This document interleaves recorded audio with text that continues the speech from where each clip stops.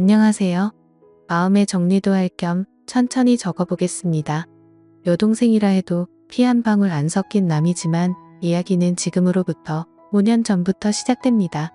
당시 저는 24살이었고 여동생은 18살이었습니다. 저는 회사에 취업 후 자취하기 시작했을 때 요리는 당연히 할 줄 모르고 밥하는 것도 귀찮아서 매일 퇴근하면 집 근처 술집에 식사 겸 한잔하러 갔었는데 그때 그 술집에서 아르바이트 하던 게 제 동생입니다. 뭐 그래도 이때는 동생 관계가 아니었습니다. 이 술집에서의 만남은 제 인생을 크게 바꾸는 만남이었습니다. 주 4일은 밥 먹으러 다니니까 점장님도 기억할 수 있었고 저도 반대로 대충 어떤 아르바이트생이 있는지도 기억하고 있었습니다. 특히 여동생은 주 6일에 아르바이트를 했기 때문에 인상적이었습니다. 그래서 평소처럼 자리를 잡고 한잔 마시면서 밥을 먹고 있었는데 그날이 토요일인데다 평소보다 더 붐볐습니다. 20여 개 있는 테이블도 제 옆자리만 비어 있을 정도였습니다. 사람이 너무 많아서 혼자 테이블 차지하고 있는 게 눈치가 보여 후딱 마저 먹고 나가려고 생각하고 있었는데 느닷없이 누군가 말을 걸었습니다. 저기 죄송한데 옆에 좀 앉아도 될까요? 그때는 제 동생도 아니었고 뭐 어쨌든 피가 안 섞여서 동생은 절대 아니니까 편의상 수지라고 적을게요. 저에게 말을 건 사람은 수지였고 아무래도 아르바이트가 끝난 시간이었던 것 같습니다. 아르바이트 끝나고 식사를 하기 위한 자리가 제 옆밖에 안 비어 있었던 거죠. 저는 앉아도 된다고 했습니다. 하지만 그와 동시에 복장을 초라한에 눈이 갔습니다. 제 또래의 여자로 보이는데 깨묻은 티셔츠에 촌스러운 청바지 그리고 낡은 컨버스 주 6일이나 아르바이트 하는데 꽃 살 돈이 없나? 돈을 모으고 있나? 라는 의문이 들어도 머릿속의 생각으로만 끝났지 물어볼 수는 없었습니다. 그날은 결국 대화다운 대화도 나누지 못했지만 왠지 호기심이 생겼습니다. 수지가 자리에서 일어난 후 가게 점장님께 수지에 대해서 무심코 물어봤습니다. 수지 씨는 뭔가 학비라도 모으고 있어요?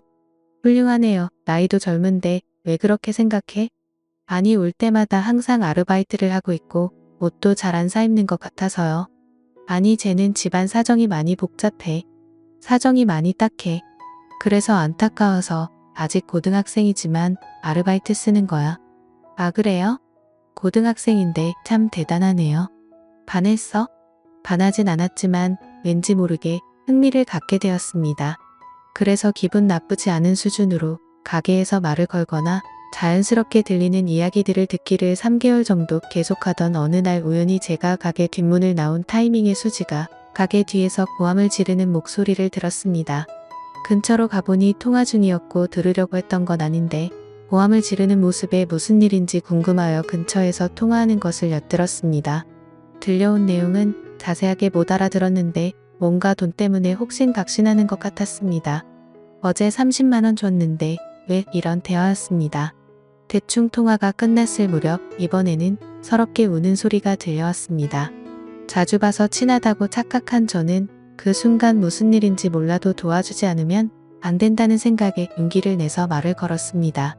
밤늦은 시간에 가게 뒤에서 울고 있는 여자에게 양복 입은 직장인이 말을 건네는 건 이상한 모습으로 보이겠지만 그런 건 개의치 않았습니다. 무슨 일 있어요? 수지는 눈물을 너무 많이 흘렸는지 눈을 동그랗게 뜨고 있었습니다. 왜요? 누가 돈 빌려달래요? 아니에요. 남에게 말할 건 아닌 것 같아요. 괜찮아요. 에이 괜찮아요. 남이지만 말해도 돼요. 저한테 말하고 나면 기분이 좀 풀릴 수도 있어요. 수지는 고개를 숙이면서 띄엄띄엄 자신에 대해서 이야기하기 시작했습니다. 아버지는 없으시고 어머니뿐인데 집에 정말 돈이 없는데 어머니는 전혀 일하지 않으시고 수지가 번 돈으로 생활을 하고 계신다는 겁니다. 나라에서 나오는 돈이 있으면 그 돈으로는 사치를 하시고 생활비는 전부 수지가 드리는데도 불구하고 어머니는 돈이 떨어지면 수지한테 전화해서 막말을 하셨다고 합니다.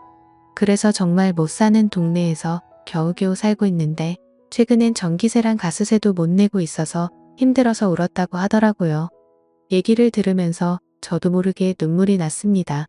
저는 얘기를 다 듣고 제 지갑에 있는 돈을 모두 꺼내 수지한테 줬습니다. 수지는 절대 못 받는다고 했는데 저는 그냥 막무가내로 줬습니다. 언제든지 괜찮으니까 갚을 수 있을 때 돌려달라고 했습니다. 그래도 수지는 계속해서 거절을 했습니다. 괜찮으니까 받아요. 나중에 못 갚더라도 상관없으니까 받아도 돼요. 돈 안 갚는다고 겁주는 그런 사람 아닙니다. 이 말을 듣고 되게 고마워하며 제가 준 돈을 받았습니다. 그 후 수지를 집에 데려다주고 연락처를 교환했습니다. 수진의 집은 정말 비바람만 겨우 막을 수 있을 것 같은 아주 오래된 주택이었습니다. 그걸 보고 저는 울컥하는 기분이 들었습니다. 돈은 2주 뒤에 돌려줬습니다. 저는 무슨 일이 있을 때마다 수지를 신경 썼습니다. 아르바이트만 하니까 공부가 소홀해진 건 아닌지 그런 생각이 들어서 가르쳐 주거나 집에 안 쓰는 물건 같은 것도 주고 했습니다. 고등학생과 사귀는 사이거나 그런 건 절대 아니었고 친구처럼 꽤 친해져서 제 집에도 자주 들락날락했습니다. 알게 된 지 1년 정도 지난 시점에는 살이 빠져서 안색도 별로 안 좋아 보였던 애가 누가 봐도 건강하게 보일 정도로 살도 붙었습니다. 예전에 저를 만나기 전에는 아침 점심 거르고 하루에 한 끼 먹는 게 전부였다고 했습니다. 상상만 해도 또 눈물이 나네요. 그래서 저는 제 집에 놀러 올 때면 먹고 싶은 거 항상 사주고 아르바이트 끝나면 배가 찢어지게 먹을 수 있도록 해줬습니다. 그러다 수지가 고등학교 졸업이 얼마 안 남을 무렵에 한밤중에 저에게 전화를 했습니다. 상당히 동요하는 목소리였고 숨을 제대로 못 쉬는 것 같았습니다.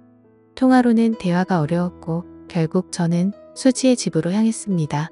집에 도착하니 수지가 나왔는데 눈물 범벅인 얼굴과 토사물이 얼굴과 옷 여기저기에 묻어 있었습니다. 천천히 진정시키고 무슨 일이냐고 물으니 어머니께서 갑작스레 심장마비로 술집 화장실에서 쓰러졌다는 겁니다. 계속 눈물만 흘리고 어쩔 줄 몰라 하는 수지를 데리고 어머니께서 옮겨진 병원으로 함께 갔습니다. 병원에 도착하자 이미 어머니께서는 안치소 같은 곳에 있었습니다. 같이 술을 마셨던 것 같은 아저씨가 거기에 있었습니다. 화장실에서 멀리 볼 때 심장마비를 일으켰나봐 수지는 계속 울었고 저도 어떻게 해야 할지 몰라서 저는 그냥 나왔습니다. 근데 그때나 지금이나 저는 깊이 생각을 안 한다던가 제 멋대로인 면이 있는 건 알고 있지만 수지 어머니께서 쓰러지셨다고 했을 때 차라리 이게 잘된 게 아닐까 생각했습니다. 지금까지 수지를 괴롭혔고 수지도 자유로워질 수 있다고 생각했거든요. 하지만 수지는 효도를 못했다던가 자기가 신경 쓰지 않았기 때문에 죽었다면서 흐느끼어 울었습니다. 확실히 자기를 힘들게 했던 사람이라도 유일한 가족이었기에 어머니를 잃은 수지의 슬픔은 깊었습니다. 그 후 장례식이니 뭐니 하는 것은 어머니의 형제간에 거행하게 된 모양이었습니다. 그 장례식에서 앞으로 수지는 어떻게 해야 할지에 대해서 형제들끼리 대화를 나눈 것 같은데 일단 미성년자이니까 누군가가 수지의 양치권자가 되어야 하는데 아무도 맡으려고 하지 않았습니다. 다들 모르는 척 곤란한 척 하기 바빴습니다. 정말 가족이란 게 뭘까 하고 속상했습니다. 고등학교를 졸업하면 취직해서 독립할 거고 미용사가 되고 싶다고 딱 한 번 말한 적이 있었는데 하고 싶은 것을 할 수 있는 환경에서 꿈을 이뤘으면 좋겠다는 제 바람과는 달리 잘 안 될 것 같아 보여서 슬펐습니다. 결국 마지막에 수지의 이모가 돌보게 됐는데 저는 아무래도 납득이 가지 않아서 한 가지 생각을 하게 되었습니다. 여자친구도 아니고 미성년이고 주위의 시선들도 신경 쓰였지만 그래도 저는 수지가 행복하길 바랬습니다. 제가 행복하게 해준다거나 그럴 자신도 없었지만 제 입이 먼저 움직였습니다. 수지야, 우리 집으로 와네? 돈 없지? 그러니까 우리 집에서 살아 무슨 생각이에요? 그동안 힘들었잖아. 앞으로는 그만 힘들었으면 좋겠어. 그러니까 내 동생으로서 우리 집에 와서 살아. 여동생이요? 그럴 순 없어요. 몇몇 대화를 더 나눴는데 결국 수지가 결정하기까지 일주일 정도 걸렸고 최종적으로 반년 동안만 신세 지는 걸로 해서 제 집에 오기로 했습니다. 일단 친권자가 되신 아주머니께 허락을 받기 위해서 면담을 했더니 아니나 다를까 흔쾌히 승낙을 하셨습니다. 그때의 표정은 짊어지던 짐이 없어진 것 같은 안도의 표정이셨는데 평생 잊지 못할 표정이었습니다. 그리고 저와 수지의 남매 생활은 고등학교 졸업을 기점으로 시작되었습니다. 같이 살기 시작했을 때 뒤늦게 제 부모님께도 말씀을 드렸는데 특히 아버지께서 너는 훌륭한 남자야 라며 상당히 응원해 주셨기 때문에 큰 걱정 없이 수지를 돌볼 수 있었습니다. 졸업 후 바로 취업하려던 수지는 제가 극구 반대를 해서 1년 재수 후에 미용 전문학교에 입학을 했습니다. 재수하는 1년 동안은 틈틈이 아르바이트도 하면서 집안일도 했습니다. 집안일도 처음에는 형편없었는데 점점 더 능숙해졌고 아르바이트에서 번 돈으로 매달 생활비도 보탠다고 하는 걸 말리다 보니까 반년만 신세진다던 약속이 어느새 학교도 졸업하고 취업도 했습니다. 처음에는 촌스럽게 차를 입었었는데 정말 예쁜 여자가 돼서 학교 졸업식에서 신세진 사람에게 메시지를 전하는 자리에서 다들 부모님이나 선생님을 얘기했는데 수지만 혼자서 탱탱씨 고맙습니다 하면서 메시지를 읽는데 눈물이 핑 돌더라고요. 처음에는 다음 달에 꼭 저에게 신세진 것 같고 나가서 살 거라는 게 말버릇이었는데 언제부턴가 조금만 더 지내도 될까요? 라는 게 말버릇이 되어 있었습니다. 그런 애매한 관계를 결국 계속해서 지금에 이르렀는데 최근에 수지가 우리의 관계를 확실히 하고 싶다는 말을 했습니다. 저는 20대를 거의 수지에게 바쳤고 여자로서 의식하지 않았다고까지는 말할 수 없지만 우연히 손이라도 스치면 수지는 겁을 먹는 듯 했었고 처음 2년 동안은 돌아가신 어머니한테 원망받는다고 밤이면 밤마다 울고불고 최근 1년 동안은 화가 치미는 일도 많았습니다. 그래도 언제부터 좋아했는지는 모르겠지만 행복하길 바라는 여자를 평생 행복하게 해주기 위해 프로포즈를 위한 반지를 샀습니다. 그리고 오늘 처음으로 만났던 술집에서 프로포즈를 했습니다. 상대도 어렴풋이 눈치는 채고 했었겠지만 실제로 프로포즈를 하니 펑펑 울면서 숨쉬기도 힘들어해서 대답이 좀처럼 돌아오지 않아 매우 초조했습니다. 나와 함께 끝까지 있어줄래? 지금까지 5년 동안 같이 있었는데 앞으로 10년, 20년 나와 함께 있어줄래?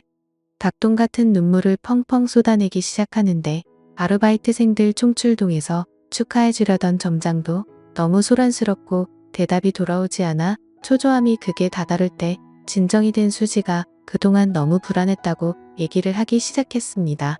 지금까지 너무 무서웠어요. 언젠가 헤어져야 하는데 계속 생각은 하는데도 신세는 계속 지고 있으니까 눈치 없이 민폐를 끼치는 건가 싶고 또 저 때문에 청춘을 망치신 것 같았어요. 그러니까 제가 아무리 좋아해도 좋아한다고 말하면 안 된다고 생각을 했어요. 엄마는 힘들게만 살다가 돌아가셨는데 나만 이렇게 행복하게 살면 못된 거라고 생각을 했어요. 눈물 범벅된 얼굴로 흐느끼며 여자로 안 보는 것 같아 괴로웠다는 등의 얘기 끝에 프로포즈를 받아줬습니다. 집으로 돌아오는 길에도 울었는데 집에 도착해서는 너무 늦게 프로포즈했다며 저에게 화도 냈습니다. 돌이켜보면 정말 그날 수지에게 말 걸어서 다행이라고 진심으로 생각합니다. 동시에 그때 제가 말을 걸지 않았다면 어떻게 되었을까 하고 생각하면 괴롭네요. 진심으로 사랑할 수 있는 사람을 만난 것에 하루하루 감사하면서 살겠습니다. 시청해주셔서 감사합니다.